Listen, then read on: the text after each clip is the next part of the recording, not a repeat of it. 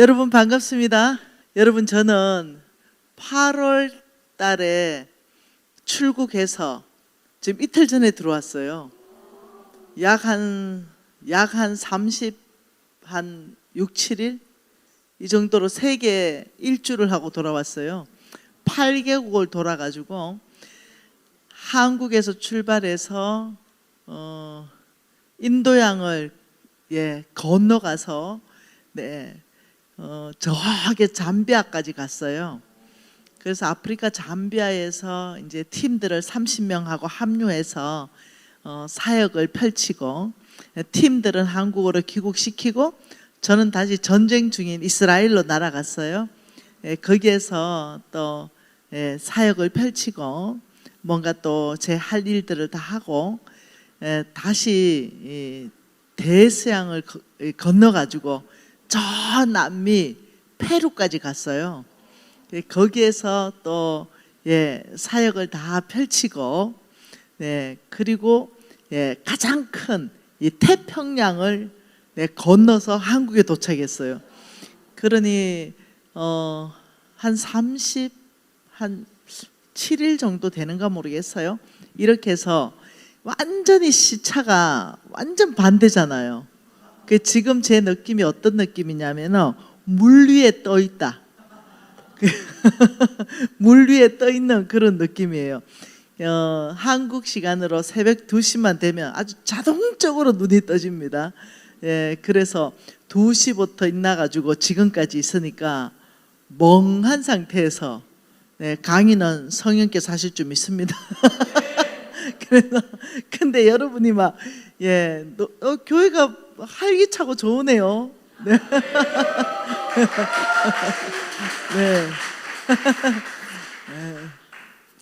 네. 좋습니다. 4일간 제가 기대하는 바가 큽니다.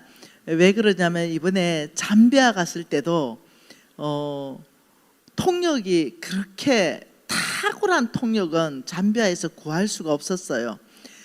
그래서 나도 최선을 다하고 이 통역도 최선을 다했는데 제가 통역 수준만큼밖에 강의를 못하거든요.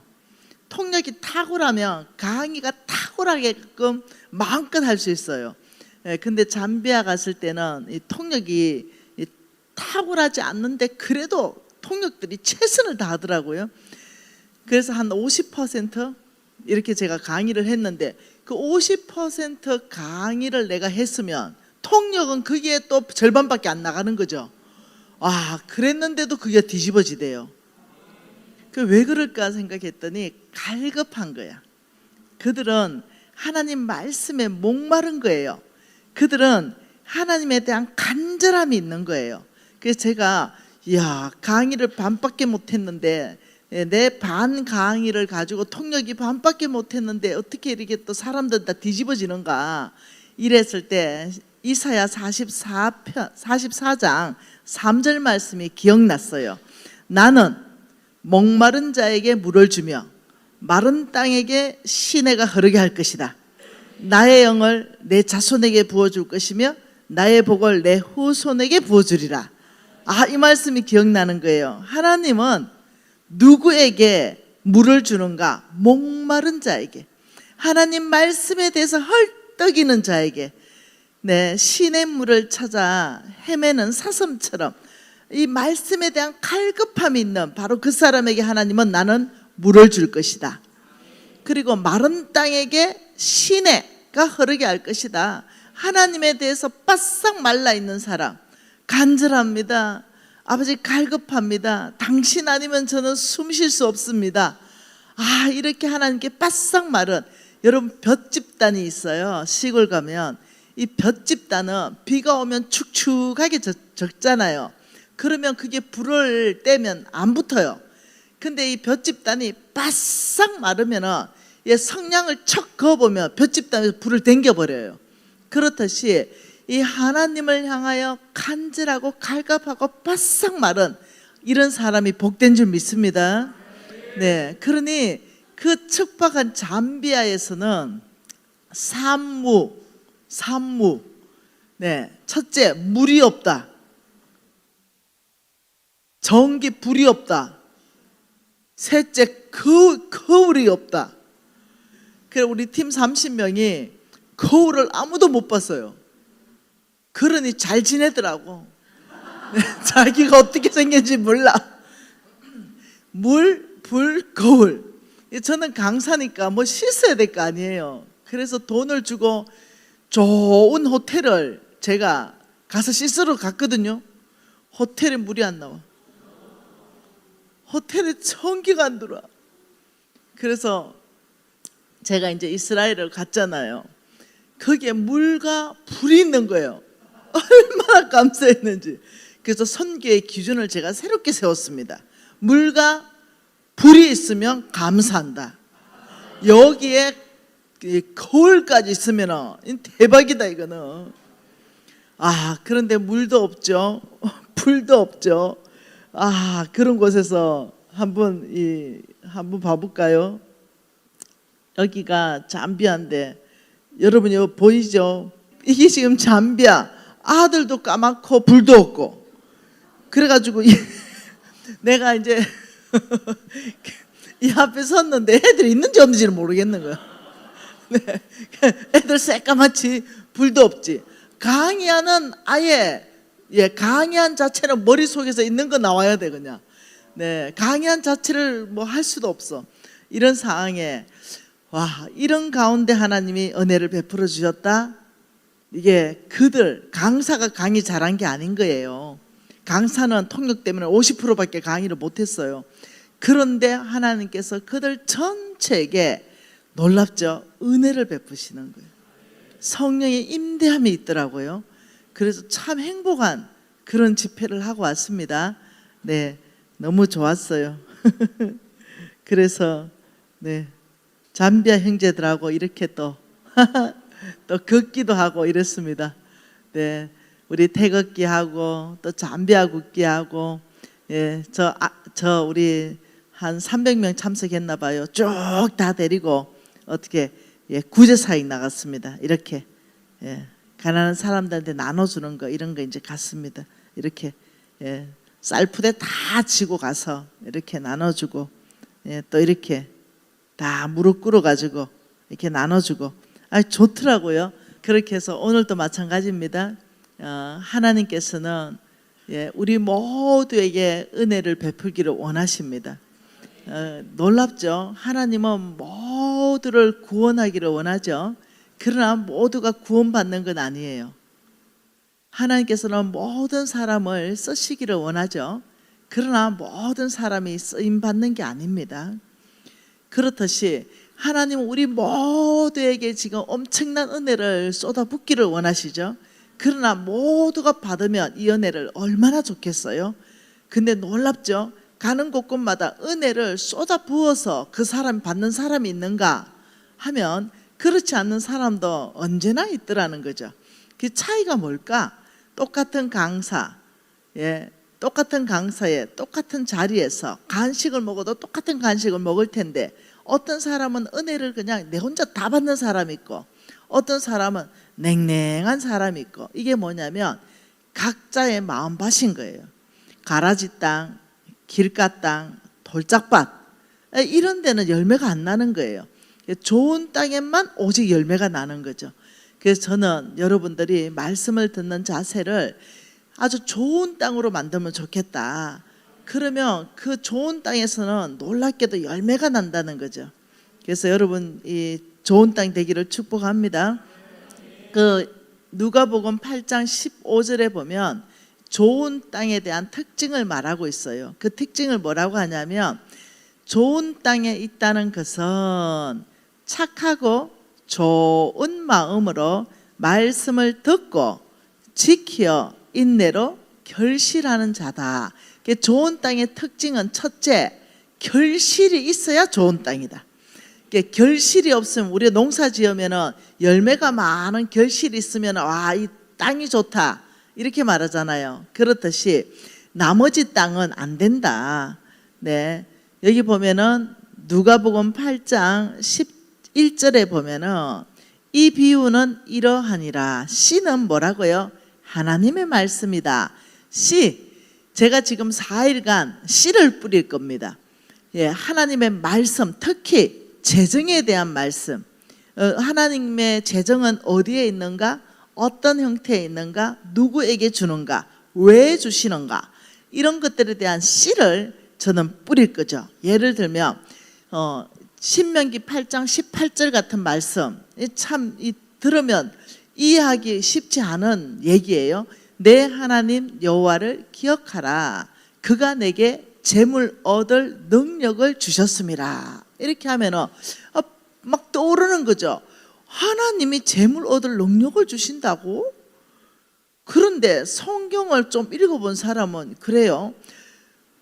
그런데 하나님 부자에 대해서 굉장히 경계를 하시잖아. 경고도 하시고. 왜? 부자 청년이 주님을 만났을 때 뭐라고 말했냐면, 저런 부자는 하늘나라 가기가 얼마나 어려운지 낙타가 바늘기로 나가는 것보다 저 부자는 하늘 가는 게 어렵다, 이렇게 말하는 거예요. 그러니 오해하게 되면은 부자는 천국 못 가는가? 어떻게 낙타가 바늘기로 나가는가? 이렇게 오해를 하게 되죠. 그리고 또 수많은 성경 구절 안에서 부자에 대해서 아주 강력하게 경고하는 말씀들이 많기 때문에 하나님은 부자 되는 걸 싫어하시는가? 이렇게 오해하시는 분도 있고, 그러나 성경은 항상 밸런스가 있습니다. 한쪽으로 그런 부자를 굉장히 하나님께서 경고를 하신다면, 또 한쪽으로는 하나님은 놀랍게 말씀하는 거죠. 나는 재물 얻을 능력을 줘서 그를 부자로 만들 것이다, 이렇게도 말한다는 거죠. 그래서 저는 이 4일 동안 여러분에게 이 말씀을 전할 이 말씀은 다 돈에 대한 하나님의 말씀, 씨를 뿌리는 거예요. 저 역할은 씨를 뿌리는 게 바로 저의 역할입니다. 그러면 씨는 어디에 뿌리냐면 땅에다가 뿌리는 거죠. 땅에다가 씨를 뿌려요. 근데 이 땅을 보고 뭐라 하냐면, 땅은 바로 너희들의 마음밭이다, 이렇게 얘기한 거예요. 그게 지금 8장 12절에 씨는 하나님의 말씀인데, 12절에 길가 땅에 있다. 길가 땅, 여기에는 말씀을 받았으나 그 마음에서 말씀을 빼앗아 가버린다. 씨를 뿌렸는데 어둠의 세력들이, 어둠의 세력이 있습니다. 마귀라 그러고 귀신이라 그러고 사탄이라 그러고 어둠의 영이라 그러는 우리의 이 마음밭에 말씀이 뿌려지면은 열매가 나니까, 그러니까 어떻게 하든 이 말씀이 뿌려지지 못하도록 훔쳐갑니다. 그러니 길가 땅은 말씀을 받긴 받는데 빼앗겨 버리는 거예요. 내가 빼앗기는 겁니다. 원수한테 빼앗기는 거죠. 그러니 열매 나고 안 나고는 내 마음밭에 있다. 그러면서 두 번째는 바위에 있다, 돌짝밭에 있다, 이 말이죠. 바위에 있다, 이 말은 바위에 뿌리를 못 내리는 거예요. 뿌리, 말씀이 뿌리를 못 내려요. 왜? 환난 당하고 시련 당하면 금방 넘어져 버리는 거죠. 그것을 인내하고 그것을 말씀으로 믿음으로 굳건하게 이겨내고 이래 하지 않고 그냥 넘어져 버리는 사람들 있잖아요. 포기해 버리는 사람, 좌절하고 불신앙으로 반응하는 사람들 있잖아요. 이런 사람들 열매 안 난다. 그리고 세 번째는 가시떨기다, 이렇게 말했어요. 이 가시떨기는 이 뭐가 열매를 날려 하니 가시가 그 기운을 다 막아가지고 도대체 안 되는 거죠. 이것을 뭐라 보냐면 염려꽉찬 사람, 이 재물에 대해서 항약을 좋아하는 사람, 세상적인 재물관이 꽉 차 있는 사람, 이런 사람이다. 여기는 안 된다. 그러니 우리 모두에게는 이 밭이 4가지 종류의 밭이 지금 앉아 있는 거예요. 어떤 땅은 길가 땅으로 앉아 있고, 어떤 땅은 돌짝밭으로 앉아 있고, 어떤 땅은 가시떨기, 말씀을 받으나 빼앗겨 버리는 사람들, 혹은 뿌리를 깊이 내리지 못하고 시련 당하고 환난 당하면 넘어져 버리는 사람들, 어떤 사람은 염려, 근심, 걱정, 항약, 세상의 것이 좋아서 따라가는, 재물을 따라가는 사람들, 이렇게 해서 결국은 어떠냐면 이 땅들은 결국은 말씀을 아무리 뿌려도 열매를 못 맺는다, 이렇게 말하면서 15절에는 그런데 좋은 땅에 있다. 좋은 땅에 있다는 것은 착하고 좋은 마음, 이거는 말씀에 대한 나의 자세입니다. 하나님 말씀이 성경 안에서 어떤 강사가 주장하는 것이 아니라 성경 안에서 하나님 말씀을 선포할 때 성경 안에 있는 말씀이네 라고 한다면 내가 알고 있던 것과는 다르더라도, 내가 경험한 것하고는 다르더라도 성경 안에 하나님 말씀이 있으면 와, 나 바꿔야지. 내가 알고 있는 거하고 다르네. 내가 경험한 거하고 다르네. 내 생각을 바꾸고 내 태도를 바꾸고 나의 결단과 결정, 어떤 이런 모든 것들을 바꾸어서 하나님 말씀에 내가 맞춰야 되겠네. 이래 하는 땅이 좋은 땅이에요. 그런데 이 땅은 반드시 결실합니다. 여러분, 씨가 심기면요 반드시 결실하잖아요. 그렇듯이 이 땅은 반드시 결실하는데, 여러분, 저는 이제 전 세계를 다니면서 나의 유튜브 제자들을 만납니다. 아주 충격적이에요. 이 유튜브 제자들이 간증하는 고백들이 너무 충격적이에요. 어떻게 이렇게 하나님께서는 신실하시게 일하시는가. 이 사람 안에서 선한 것이 보이지 않는다 하더라도 말씀대로 살아내면 그 결과가 다 나는 거예요. 이야, 저 사람 안에 뭐가 선한 게 있겠나 이래 싶은데 성격이 하도 걸걸하고 하도 까칠하고 막 이래가지고 저는 성품이 좀 자라나야 안 되나 싶은데도 돌파를 하는 거예요. 야, 내가 그게 놀라운 사실이라는 거. 어떤 사람은 성품이 너무 좋아. 근데 여전히 헤매. 말씀대로 안 살아. 성품 좋다고 돌파하는 게 아니더라니까요. 내가 이제 쭉 전 세계를 다녀보니 말씀대로 사는 사람이 돌파를 하는 거라. 그 사람이 좀 까칠해도 돌파를 하고 덜 떨어져도 돌파하고 무식해도 돌파를 하더라니까요. 근데 깜짝 놀란 거야. 유식하고 잘났고 성품 온유한데 여전히 10년 돌파 못하고 지금 이런 사람도 있더라는 거예요. 그래서 내가 보면서 이야, 이거 뭐 박사학위증 있다고 돌파하는 것도 아니고 잘났고 온유하다고 돌파하는 것도 아니고, 야, 이거 믿음이 깡패다. 야, 믿음이 깡패야. 믿음대로 사니 그 결과가 나타나는 거예요. 그래서 내가 이야, 놀랍다. 여러분, 그렇습니다. 좀 우리가 모자라도 성품이 덜 떨어져도 준비가 덜 돼도 믿음으로 살면 그 결과가 나옵니다. 그래서 어떠냐면 도전해 볼 만한 거죠. 그렇기 때문에 야, 성품 되고 난 다음에 네 약속대로 언약을 성취해 줄게 이러면 이거 언제 성취되겠어요. 근데 하나님은 그거 싹 밀어버리고 말씀대로 살면 성취해 줄게. 성품은 자라가는 거다. 10년 후에 더 나을 거고 20년 되면 더 좋을 거고. 그러니 저 같은 초년도 하나님께서 쓰신다고 저는 생각합니다. 그래서 얼마나 감사한지. 4가지 스타일의 사람이 있다라고 말하는 거예요. 자, 우리가 성부, 조금 전에 봤던 말씀 신명기 8장 18절에 하나님께서 재물 얻을 능력을 주는 사람, 이런 사람이 있다니까요. 사람들은 잘 이해를 못해요. 하나님께서 재물 얻을 능력을 준다는 사실을 잘 이해를 못해요. 근데 성경에는 하나님께서 재물 얻을 능력을 줬을 뿐만 아니라 성경 안에는 이미 재물 받은 사람들이 있다는 거예요.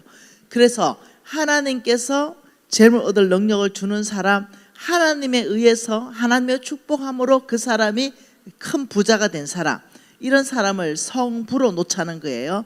한번 봐보죠. 역대하 32장입니다. 하나님은 정말 재물 얻을 능력을 주시는 분이고 재물을 주시는 분이신가? 역대하 32장 27절부터 29절인데요. 우리가 한번 다 읽어보겠습니다. 여러분, 제가 성경 읽을 때 그냥 같이 읽으시면 돼요. 히스기야가 부와 영광이 지극한지라 이에 은금과 보석과 향품과 방패와 온갖 보배로운 그릇들을 위하여 창고를 세우며 곡식과 새 포도주와 기름의 산물을 위하여 창고를 세우며 온갖 짐승의 외양간을 세우며 양떼의 우리를 갖추며 양떼와 많은 숫떼들을 위하여 성읍들을 세웠으니 이는 하나님이 그에게 재산을 심히 많이 주셨습니다. 이는 히스기야에게 어마어마한 부가 지금 있다고 설명하고, 이런 이유는 뭐냐? 하나님이 그에게 재산을 심히 많이 주셨기 때문이다. 우리가 알아채야 되는 게 있죠. 하나님은 어느 누구에게 재산을 심히 많이 주셨고 앞으로도 주신다고 약속하고 있는 거예요. 그러니 하나님은 재물을 분명히 주시는 분이십니다. 왜요? 하나님이 모든 것의 주인이시기 때문에 그렇습니다. 그러니 그분의 그 누구한테 왜 주냐, 이제 이게 중요한 겁니다. 히스기야에게 이렇게 심히 많이 재물을 줬는데 여호사밧에게도 그렇게 심히 많은 재물을 줬어요. 역대하 17장입니다. 여호사밧이 유다의 왕이 되는데요. 이 여호사밧 왕이, 자 3절에 한번 읽어볼게요. 여호와께서 여호사밧과 함께 하셨으니 이는 그가 그의 조상 다윗의 처음의 길로 행하며 바알에게 구하지 않고 오직 그의 아버지의 하나님께 구하며 그의 계명을 행하고 이스라엘의 행위를 따르지 않았다. 그러므로 여호와께서 나라를 그 손에서 견고하게 하시며 유다 무리가 여호사밧에게 예물을 드렸으므로 그가 부귀와 영광을 크게 떨쳤다. 18장 1절에도 보면 여호사밧이 부귀와 영광을 크게 떨쳤다. 우리가 아는 게 뭡니까? 하나님께서는 바알에게 구하지 않고 하나님께 구한 것을 기뻐하신다. 바알은 뭐냐면은요, 농업의 신, 복 주는 신이라고 우상 숭배했던 이름이 바알입니다. 바알의 원래 이름을 맘몬이라고 부릅니다. 그러니까 이 바알, 그게 세상 사람들은 돈을 위해서 막 우상 숭배하면서 막 복을 비는 사람들 있잖아요. 구슬하는 사람들 있잖아요. 이런데 여호사밧은 그렇게 세상 이 이스라엘 백성들이 그렇게 막 따라갔어요. 우상 숭배했습니다. 이 바알이 농업의 신, 돈 주고 복 주는 신이라 그러니까 글로 따라가서 우상 숭배했는데 여호사밧 왕은 그렇지 않고 하나님께 구한 거, 이 굉장히 중요한 겁니다. 사람들은 이 우상이 그것을 줄 수 있다라고 믿는 거예요. 택도 없는 소리거든요. 우상은 그것을 줄 수 없습니다. 이것은 이제 4일간 왜 그런지 계속 배워갈 것입니다. 그러니 하나님께서 여호사밧 왕을 축복하셔서 부와 영광을 지극히 크게 떨치도록 하나님이 축복하셨다. 여러분, 우리 솔로몬도 알지요? 하나님께서, 이거는 역대하 1장 11절과 12절 말씀에는 솔로몬에 대해서 얼마나 솔로몬이 축복을 많이 받았는가 여기에 대해서 말하고 있지요. 역대하 1장 11절 12절에 보면은 12절에 하나님께서 솔로몬에게 지혜와 지식을 주고 또 뭘 줘요? 부와 재물과 영광도 주리니. 나의 하나님은 실질적으로 부와 지혜와 영광을 주시는 분이시다. 우리가 첫 번째 알아야 되는 것이 뭐냐? 하나님이 만들어가는 이런 성부가 있다. 하나님께서 부자로 만들어가는 그런 성부가 있다는 것을 명확하게 이해할 필요가 있습니다. 왜라는 게 중요하죠. 왜 그럴까? 이제 그것은 4일간 배워가는 것입니다. 그러니 하나님은 과연 그렇게 부와 영광과 지혜를 줄 수 있는가? 줄 수 있는 거죠. 왜냐하면 그분만 모든 것의 주인이시니까. 그래서 여러분, 첫째는 이런 성부들이 탄생할 수 있다. 하나님의 축복으로 성부들은 탄생한다는 말이 성경에 꽉 차 있습니다. 여러분, 믿음에 대해서는 214번을 말합니다. 구원에 대해서는 218번을 성경에서 말해요. 근데 재물과 축복, 복에 대해서는 약 3000번을 얘기해요. 성경에 믿음과 구원보다 거의 100배를 더 많이 말씀하는 그 성경 구절이 뭐냐면 축복, 특히 재물에 대한 관련되는 얘기예요. 그러니 성경 전체 안에서 재물에 대한 얘기는 너무나 많은 거예요. 그래서 이 부분을 이번 기회에 한번 다 보면 좋겠다 이래 싶습니다. 자, 두 번째는 속부가 있습니다. 속부, 이런 세상에 속한 부자입니다. 세상에 속한 부자. 그 성부는 하나님 나라에 속한 부자. 그렇다 그러면 돈 버는 방법이 성경적이고 돈 쓰는 방법이 성경적인 사람. 속부는 돈 버는 방법이 세상적이고 돈 쓰는 방법이 세상적인 사람. 그래서 여러분, 부자는 부자인데 두 종류의 부자가 있다는 것도 기억하셔야 됩니다. 성부일 수도 있고 속부일 수도 있고, 내가 예수를 믿으면서도 속부일 수 있다는 거, 내가 예수를 믿으면서 성부일 수 있다는 거. 그래서 이것을 한번 다 점검해 보기를 원합니다. 그리고 성빈이 있습니다. 성빈은 뭐예요? 하나님 나라를 위하여 스스로 돈 버는 일에 종사하는 것이 아니라 전임 사역자, 하나님의 일꾼들을 말하는 거죠. 이 사람들은 돈 안 벌어요. 이 사람들은 뭐 하냐? 오직 돈 버는 일에 종사하는 것이 아니라 하나님의 일꾼입니다. 하나님의 일꾼. 하나님의 일꾼, 돈 버는 것이 아니라 신방하고 기도하고 말씀 연구하고 하나님 일만 하는 사람, 이런 사람을 성빈. 여러분, 저는 원래는 성부였거든요. 성부였는데 지금의 삶은 두 가지를 다 살고 있습니다. 성부이면서 성빈으로 살고, 성빈이면서도 성부로, 두 가지를 다 살고 있습니다. 왜냐하면 저는 사업체를 여러 개를 가지고 있거든요. 거기에 수입들이 나고 있거든요. 그러면서도 나는 그 사업체에서 10원도 받고 있지 않아요. 그 사업체를 몽땅 하나님 나라를 위해서 기부했어요. 도네이션을 했습니다. 그러나 그 사업체의 주식은 제 앞으로 100% 있어요. 수익금 전체를 도네이션 했고, 저는 그러니까 수입이 없어요. 수익금 전체를 도네이션 했기 때문에. 왜냐하면 하나님께서 나를 하나님의 일꾼으로 부르셨어요. 네가 날 사랑하느냐? 예. 내 어린 양을 치라, 내 양을 먹이라 치라, 이렇게 하셨기 때문에 제가 이 NCMN의 이 사역을 맡으면서 돈 벌 수 있는 시간이 없어요. 회사 출근할 시간이 없습니다. 그래서 제가 회사의 대표이던 회사를 다 넘겼습니다. 다른 사람이 대표할 수 있도록 다 넘기고, 저는 소유주입니다. 그 회사의 소유주. 그래서 제가 100% 제 앞으로 주식이 되어 있기 때문에 이것을 제가 하나님께 드렸다는 거예요. 하나님, 제 앞으로 주식이 100% 되어 있기 때문에 이 회사 몽땅을 하나님께 드립니다. 이 소유권을 넘겨드리겠습니다. 이렇게 할 수 있었어요. 만일 제가 주식이 80%가 있고 20%가 다른 사람 소유라면 그렇게 못하죠. 하나님께 온전히 다 넘겨드리지 못하죠. 그러나 모든 회사에 주식이 다 100%가 내 소유이기 때문에 그 회사의 빚이 10원도 다 없기 때문에 하나님께 몽땅, 아버지, 이것은 주님의 것입니다, 이렇게 할 수 있었다는 거예요. 지금 제가 사는 것은 성빈의 삶을 사는 거예요. 그리고 우리 회사는 성부의 회사로 가는 거예요. 그래서 우리 회사를 통해서 어떻게 해요? 제가 헌신을 했다 그랬잖아요. 제가 며칠 전에 한번 가보니까 우리 회사가 한번 들어가 봤어요. 이게 2024년 8월 10일에 우리 회사가 전 세계 아이들을 먹였던 숫자입니다. 5,300만 명 정도. 5,300만 명 정도. 그리고 제가 9월 11일 날 한 달 후에 제가 들어가 보니까 5,480만 명. 그러니까 한 달 사이에 1,700만 명을 더 먹였어요.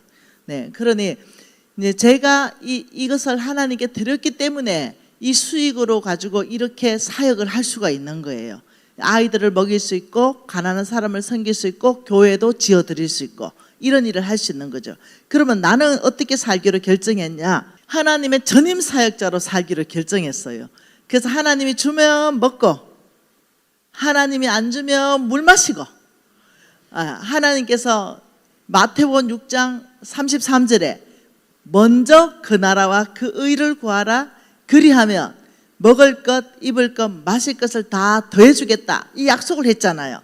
나를 부르신 바로 그 하나님은 전능자이시고, 나를 부르신 그 하나님은 모든 것의 주인이시며, 나를 부르신 바로 그 하나님은 신실하신 나의 주님이시기 때문에 성경 전체를 읽어보니 하나님의 일꾼을 굶기는 역사가 없어.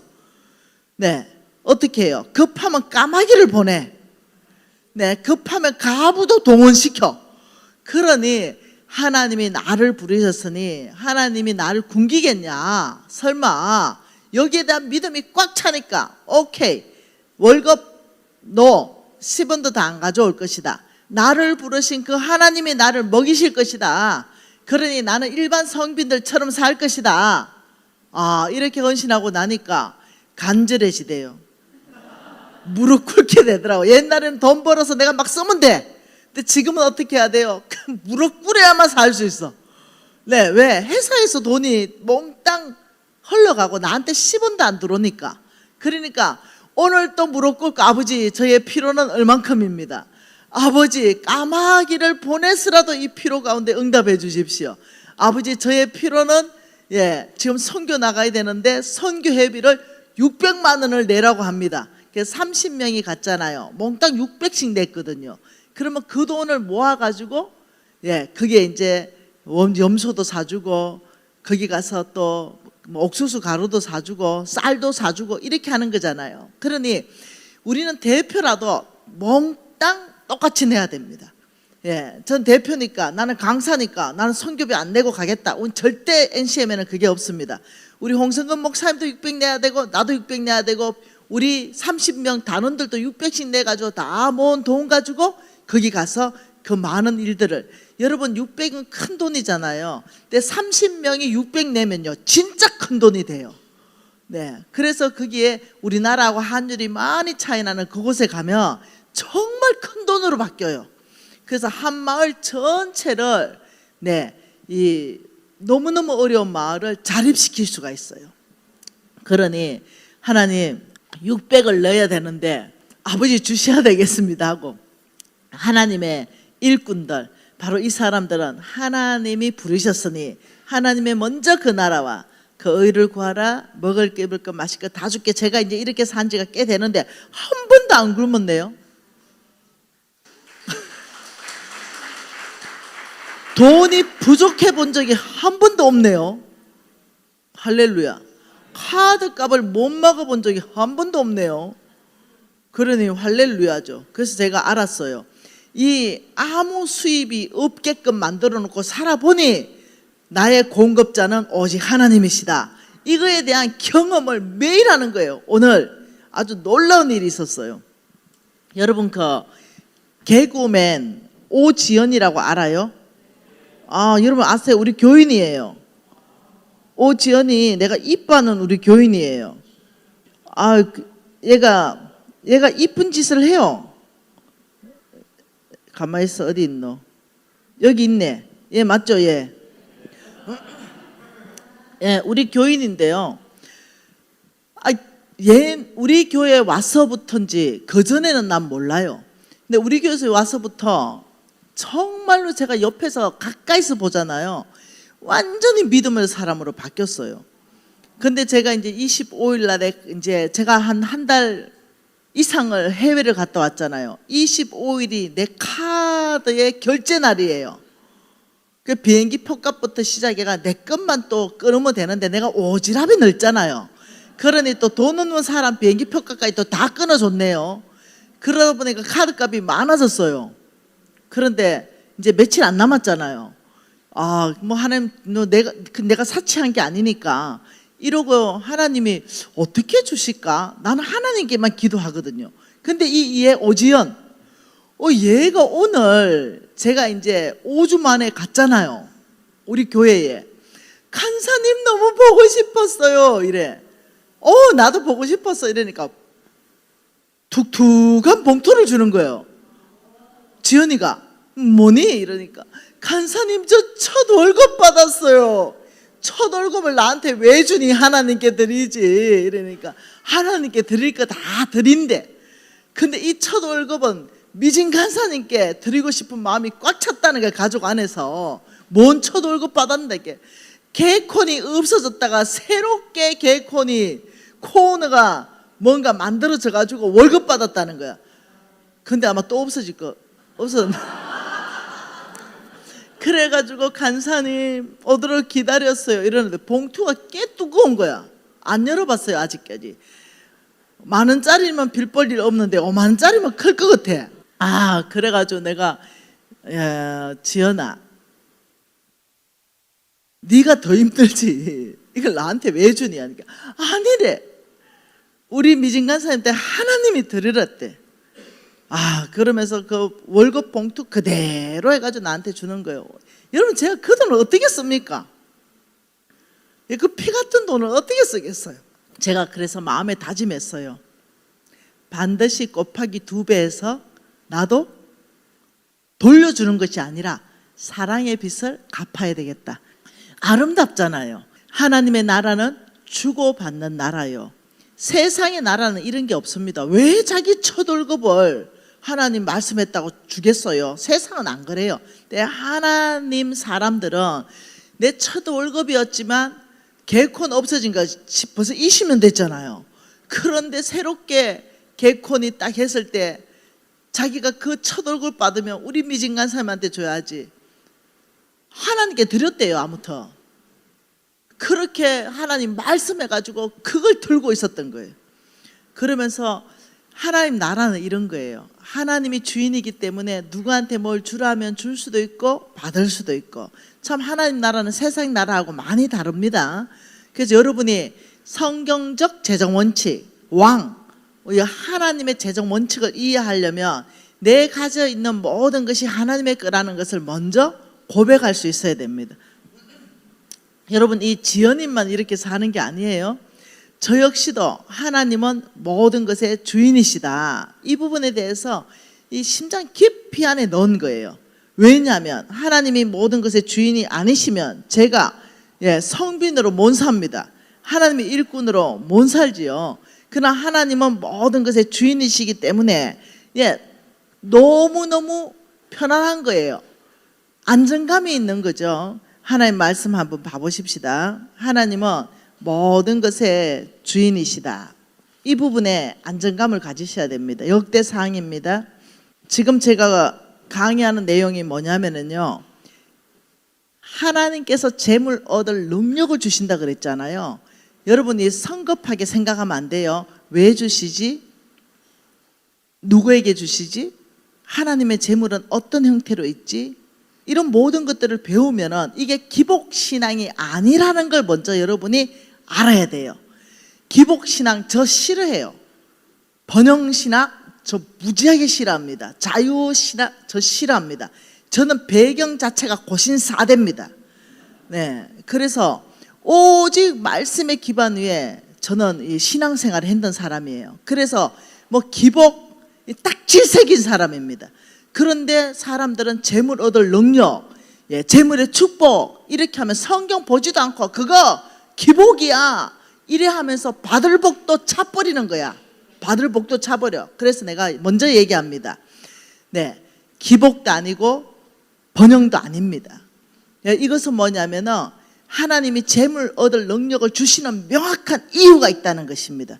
그래서 성경 안에서 전체 그것을 정립하고 나면 재물 얻을 능력을 하나님께 구하는 것이 너무 당당하고 부끄럽지 않고 양심에 끓이끼는 게 없습니다.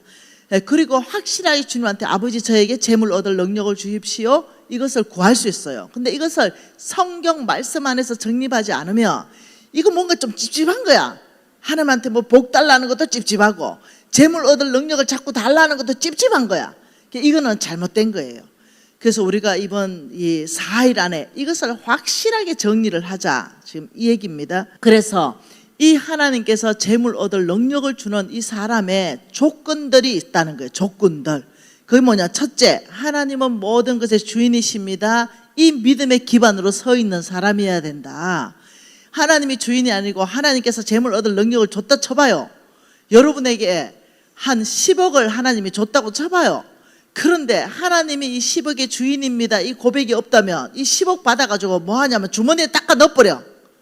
하나님은 10억 맡겨놓고 뭐 좀 하고 싶은데 니한테 10억을 좀 줬지? 니게 아니라 내 건데 좀 맡겨놨다. 너 한 반 정도 쓰고 하나님 나라에 반 정도 쓰고 싶다 이러는데 하나님의 거면은 쓸 수 있지만 내 거면 못 써요. 그러니 하나님께서는 재물 얻을 능력을 주시고 뭐라고 말씀하시냐면 그것으로 먼저 하나님의 나라와 하나님의 의를 구하라고 말하고 있습니다. 재물 얻을 능력을 주고는 뭐 하라고 한다고요? 하나님의 나라를 확장해라 이렇게 말씀하시고, 가난한 사람을 도와주라 이렇게 말씀하는 거예요. 하나님이 재물 얻을 능력 주는 목적을 명확하게 하셨습니다. 자, 하나님의 나라 확장해라, 이게 뭐겠어요? 하나님 프로젝트, 예를 들면 교회 건축한다든가, 선교지에 우물 판다든가, 병원 짓는다든가. 그리고 저하고 팀들이 가가지고 가난한 사람 도와준 거 있잖아요. 가난한 사람 도와주는 거. 그 다음 하나님의 일꾼들, 하나님의 일꾼들에게 공급해라. 하나님이 우리에게 재물 얻을 능력을 주는 그 목적을 성경에는 이 세 가지로 집중하고 있다는 거죠. 네, 그러면 여러분들이 재물 얻을 능력을 받으려면 첫째, 내가 하나님이 나에게 재물을 많이 주시면 이 세 가지를 해야 되는구나, 이게 있어야 되는 거예요. 첫째, 하늘나라 프로젝트에 나는 투자한다. 하나님께 투자한다. 하나님은 나에게 투자해 주시고 맡겨주시고, 나는 하나님 나라 프로젝트에 투자는 뭐예요? 투자는 플러스 알파의 이익이 나한테 다시 돌아오는 게 투자예요. 예, 그러니까 하나님의 그 학개서 말씀해 보면 그 하나님의 성전을 지었을 때 놀랍게도 엄청난 축복으로 돌아온다고 말하고 있어요. 너희들이 가난한 사람에게 섬길 때 더 많은 축복으로 돌아온다고 말하고 있어요. 너희들이 하나님의 일꾼들을 섬길 때 더 많은 축복으로 돌아오기 때문에 이것을 투자라는 단어를 쓴다는 거예요. 그러니 하나님께서는 나에게 재물을 맡겨놓고, 그리고 말씀하시길 이자율이 높은 곳에 투자해라. 그 세 군데다. 뭐라고요? 하나님의 나라가 확장되는데 너희들의 재물을 써라. 하나님의 일꾼들에게 너희들이 재물을 써라. 그리고 가난한 사람들에게 너희들의 재물을 써라. 하나님 이것 때문에 재물 얻을 능력을 준다니까요. 성경의 3,000구절을 쫙 짜보면 이 세 가지로 딱 기속됩니다. 그러니 우리가 재물 얻을 능력을 받을 사람들은 마음이 넓어야 돼. 하나님이 재물 얻을 능력 주긴 줬는데 주머니에 다 닦아 넣는 사람들이 한두 명이 아니라는 거예요. 사업이 안 되다가 하나님 앞에 열심히 기도하고, 아버지 정말 저는 성부로 살 것입니다. 성부는 돈 버는 방법이 성경적이고 돈 쓰는 방법이 성경적이라 그랬어요. 돈 쓰는 방법이 성경적인 게 뭐냐? 놀랍게도 하나님 나라, 하나님의 일꾼, 가난한 사람한테 쓰는 게 성경적이에요. 그런데 돈을 이만큼 줬는데 몽땅 자기 주머니에 다 닦아 넣는 사람, 하나님이 이제 나 사기당한 기분이야. 성부 된다 그래서 하나님의 방법으로 돈을 쓴다 그래서 믿고 진짜 돈을 맡겨놨더니 주머니에 그냥 다 닦아놓고 자기 집만 다 사버리네. 자기 차만 바꾸네. 요토도 사네. 별장도 사네. 빌딩도 사네. 엄마 자식 아파트까지 사주네. 내 집은 지금 물이 새고 있는데. 여러분 이런 경우를 하나님이 한두 번 당했겠어요? 그러니까 하나님께서는 첫째, 너희들이 성부 되려면 하나님이 모든 것의 주인인 것을 너희들이 알아야 된다. 네 생명까지 하나님이 소유하고 있다는 걸 알아야 된다. 그럼 하나님이 나한테 지금 10억을 줬어요. 그럼 이 돈을 누구 거라고요? 하나님의 거라고 안다 그러면 하나님께서 네 10억 내가 버는 거 죽었다 깨나도 못 버는 거 이거 벌리는 게 이게 하나님이 열어줄 때입니다. 통로를 열어주고 길을 열어주고 그리고 사람들을 붙여주고. 그 희한하죠. 사람들한테 호의받게 하고 똑같은 PT를 했는데 우리 회사 제품이 들어가게 되고 이런 일들. 내가 옛날에는 그렇게 수고했는데도 밤새도록 수고했는데 얻은 것이 없는데, 깊은 곳에 그물을 내리라 말씀에 그냥 순종했는데 그물이 찢어질 만큼 올라오는 거, 이게 내 능력이에요? 순종한 결과예요. 그러니까 이런 일이 있는 거, 이게 바로 하나님이 주시는 재물이에요. 내가 뭐 열심히 해가지고 벌 수 있는 그 재물이 아니라니까요. 하나님이 주실 때는 여러분 5,400만 명을 내가 어째 먹이노? 내 능력으로 못 먹입니다. 하나님이 하시니까 하시는 거예요. 그러니 여러분에게도 이런 일들은 일어납니다. 그러니 수많은 유튜브 세계 제자들을 내가 만나고 다녔는데 깜짝 놀랐어요. 그들에게도 나와 같은 똑같은 일이 일어나가지고 제가 깜짝 놀란 거예요. 그래서 나한테 너무 좋아해요. 간사님 덕분에 제가 죽으려고 하다가 자살하려고 하다가 간사님 만나서 제가 일이 됐는데요. 간사님 맛있는 밥 사드리고 싶어요. 야, 네가 암만 부자 됐으면 나보다 부자겠나? 밥 내가 사줄게. 이러고 제가 밥 사주고 옵니다. 너무 믿음으로 살아줘서 고맙다. 하나님은 모든 것의 주인이십니다. 자, 역대상입니다. 역대상 29장 11절 12절입니다. 여호와여, 위대하신가 권능과 영광과 성리와 위엄이 다 주께 속하였사오니 천지에 있는 것이 다 주의 것이로소이다. 여호와여, 주권도 주께 속하였사오니 주는 높으사 만물의 머리이심이니이다. 부와 기가 주께로 말미암고 또 주는 만물의 주제가 되사 손에 근세와 능력이 있사오니 모든 사람을 크게 하신가 강하게 하심이 주의 손에 있나이다. 할렐루야. 여호와는 누구십니까? 천지에 있는 것이 다 주의 것이다. 여러분, 말씀대로 믿어야 되는 겁니다. 12절에 부, 재물입니다. 귀, 근세입니다. 부와 귀, 근세가 주께로부터 말미암는다. 모든 사람을 크게 하는가 강하게 하는 게 누구 손에 있다? 주의 손에 있습니다. 여러분, 크게 된다고 강하게 되는 거, 이거 여러분 하나님 뜻입니다. 그런데 공부 많이 한다고 박사학위증 많은 걸 소유했다고 강하게 되고 크게 되고 잘 되는 게 아닙니다. 예, 여러분, 저는 박사학위증 없습니다. 요즘 뭐 흔해 빠진 게 박사잖아. 근데 나는 그 흔해 빠진 그 안에 그룹에도 못 들어가. 그래서 내가 이 초년을 하나님 어떻게 이렇게 축복하시나. 내는 박사도 아닌데. 여러분, 박사라는 거 그게 바로 외적인 조건입니다. 사무엘상 16장에 이런 말 하죠. 사람은 외모를 보거니와 나 여호와는 중심을 보느니라. 하나님은 중심을 보고 축복합니다. 그 외모, 박사학위증, 그 인물, 스펙, 그 뭐 키, 집안 이런 거 안 본다는 거예요. 하나님은 중심. 네 속 안에, 네 마음 안에 여호와를 경외하는가, 하나님을 사랑하는가, 진실된 믿음의 소유자인가. 하나님 이 중심을 보고 축복할 자를 축복하십니다. 그러니 하나님은 모든 것의 주인이시다. 여러분, 신명기 10장 14절에는 하늘과 땅과 만물이 다 주의 것이다. 시편 24편 1절에는 땅과 거기에 충만한 것과 세계와 그 가운데 사는 모든 것이 주의 것이다. 고린도 전서 10장 26절에는 땅과 거기에 충만한 것이 다 주의 것이다. 레위기 25장 23절에는 토지는 영구히 주의 것이다.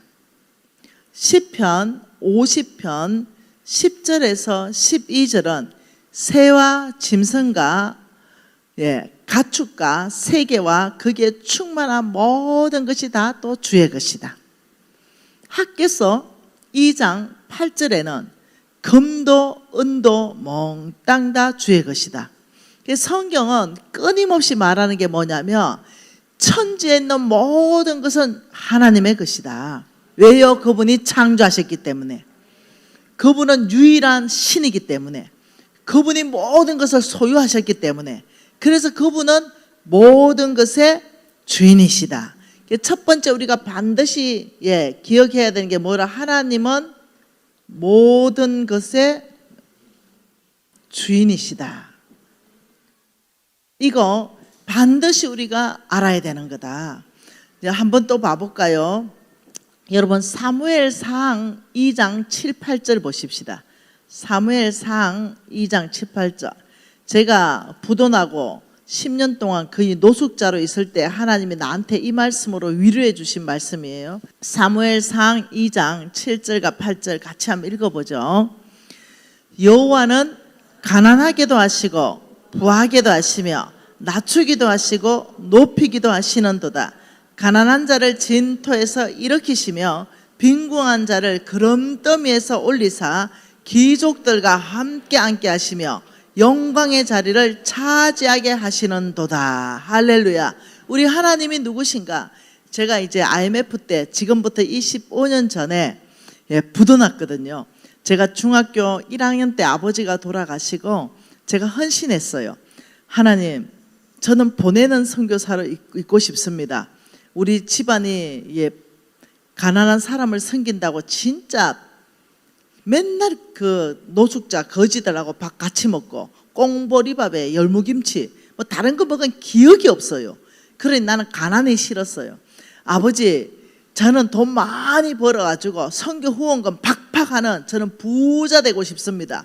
저는 돈으로 선교하는 사람, 보내는 선교사로 저를 써주십시오. 이렇게 중학교 1학년 때 헌신했거든요. 그런데 대학을 제가 3개를 공부했어요. 저는 대학원이나 박사는 흥미가 없었어요. 왜? 저는 돈 벌 수 있는 과를 경영학과를 들어가고 다른 과를 제가 공부하면서 일단 바로 대학 다니면서 사업가로 뛰어들었습니다. 그래 하면서 IMF 때 보정 잘못 서가지고 완전히 망했습니다. 이러면서 거의 10년 가까이 노숙자 비스끼리한 이런 삶을 살았습니다.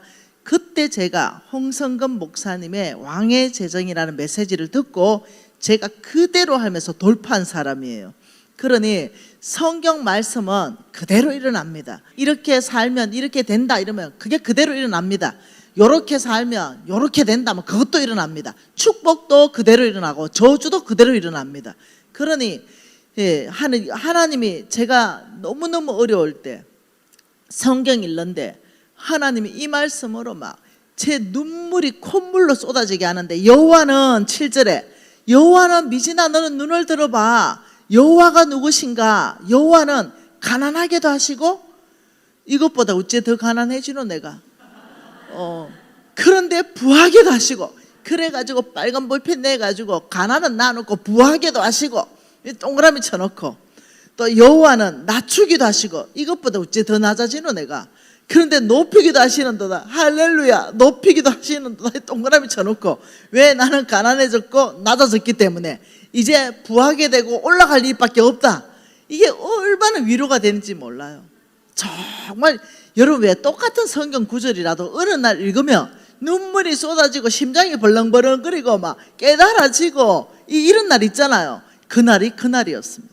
그리고는 3절에 가난한 자를 진토에서 일으키시고 빈궁한 자를 그름더미에서 올리사. 맞아요. 제 쓰레기통에 버려진 사람 같은 그런 삶을 살았는데 거기에서부터 일으켜서 귀족들과 함께 앉게 하시며 영광의 자리를 차지하게 한다. 할렐루야.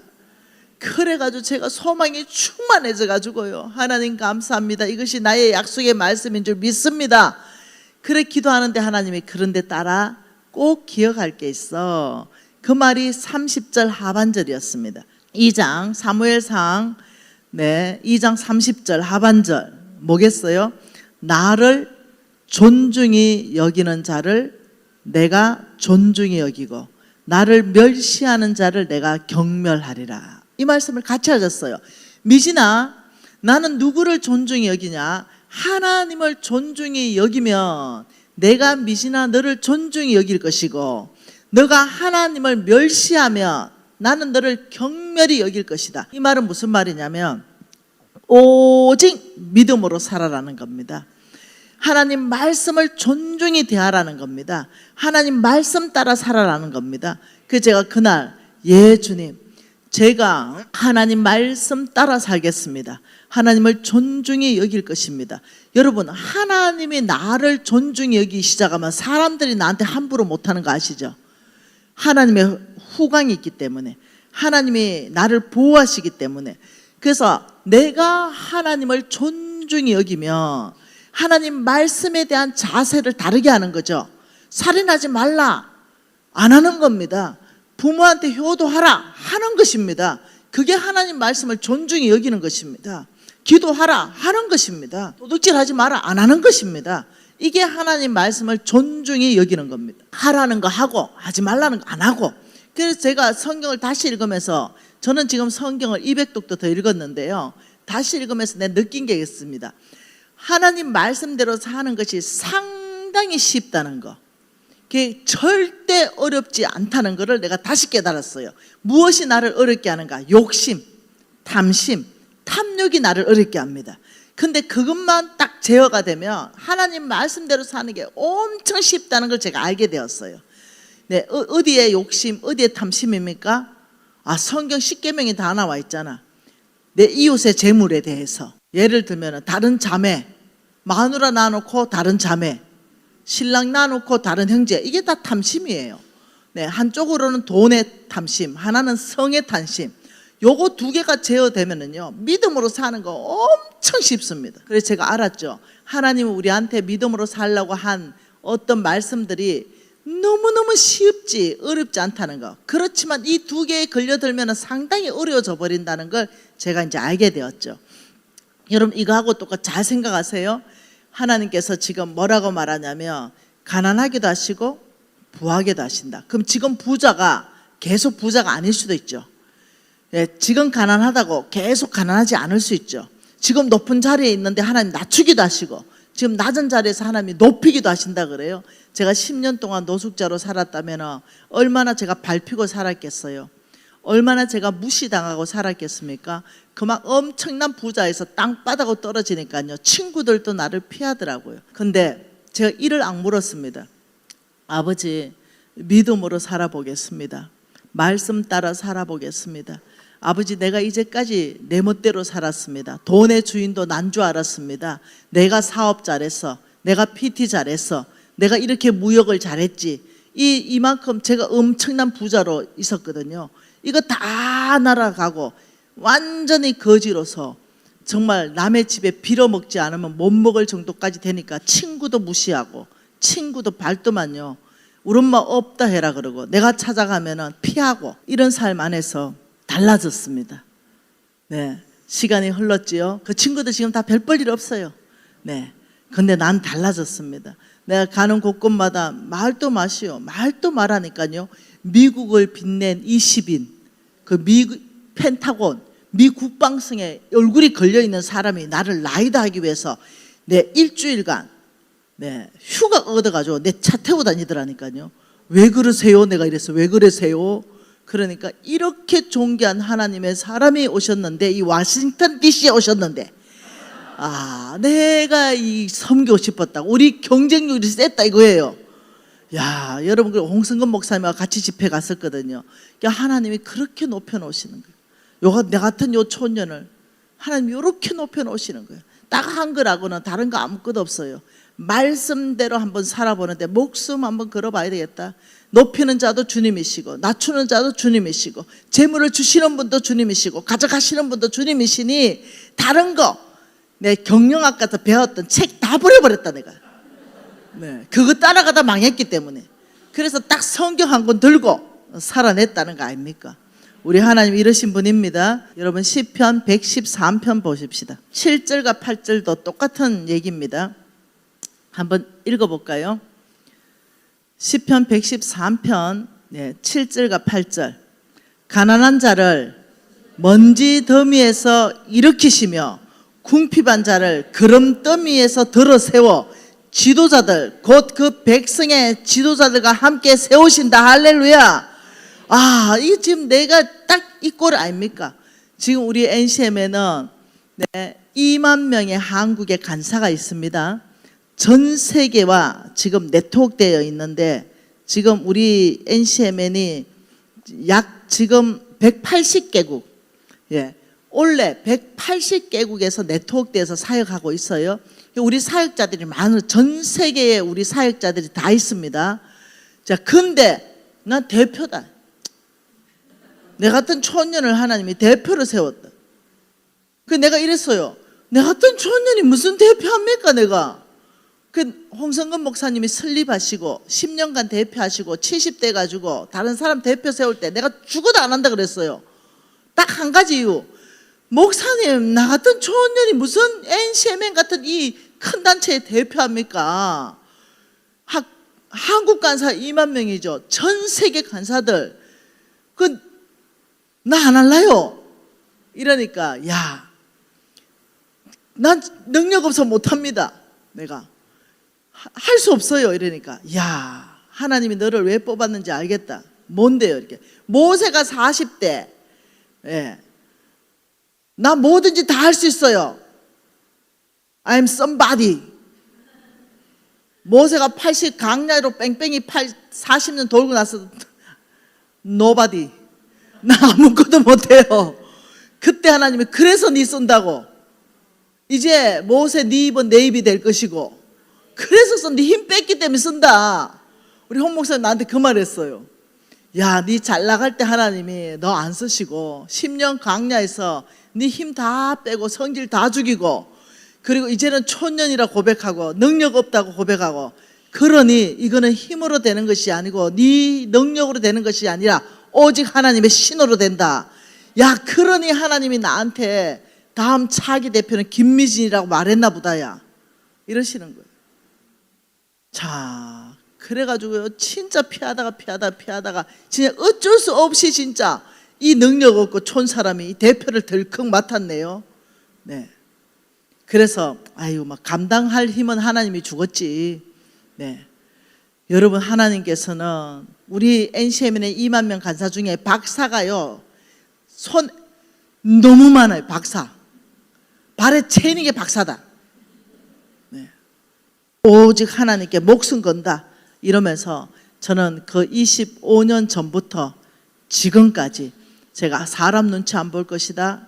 나는 오직 하나님 눈치 볼 것이다. 내가 목숨 걸 것이다. 믿음으로 사는데 올인할 것이다. 지금까지 그래 살아왔습니다. 근데 하나님은 재물도 주시고 사역도 주시고 백성의 지도자로도 올려주시고 하나님이 정말 아무것도 아닌 이 사람을 하나님께서 얼마나 존귀하게 대해주시는지 목숨 내놓고 싶죠. 시편 75편 5절 6절 7절입니다. 5절 너희 뿔을 높이 들지 말며 교만한 목으로 말하지 말라. 교만하지 말라. 네. 6절 무릇 높이는 일이 동쪽에서 서쪽에서 말미암지 않고 남쪽에서도 말미암지 않는다. 뭐라고요? 오직 재판장이신 하나님이 이를 낮추시고 그것을 높이시는도다. 할렐루야. 하나님이 여러분 높이면 높아지는 것입니다. 아무리 높은 자리에 있다 하더라도 하나님이 여러분 낮춰버리면은 저와 여러분은 낮아지는 것입니다. 그래서 베드로전서 5장 6절에 하시는 말씀이 하나님의 능하신 손에서 겸손하라. 때가 되면 저를 높이시리라. 여러분 우리는 하나님 눈치만 보는 겁니다. 이게 바로 믿음으로 사는 것입니다. 첫째, 믿음으로 살 때 하나님은 모든 것의 주인이시다. 여러분 이거 심장 깊이 안에 들어왔습니까? 네, 이 고백은 너무나 중요한 고백이죠. 기도하겠습니다.